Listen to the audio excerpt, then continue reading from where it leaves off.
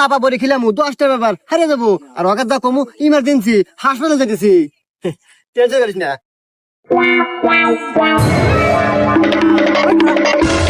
কিরে তোকার দুইটার মাথায় একটারও হেলমেট নাই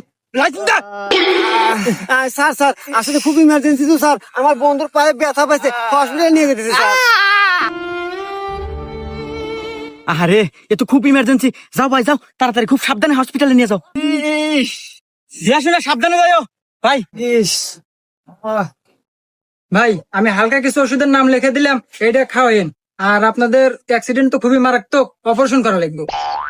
অপারেশন করা লাগবো? আচ্ছা ডাক্তার সাহেব অপারেশন করতে কত টাকা খরচ হবো? এই মনে করেন 60,000 হলে কমপ্লিট হবো। তবে আপনার যে অবস্থা এতে পাও কাটাও লাগবে পারে।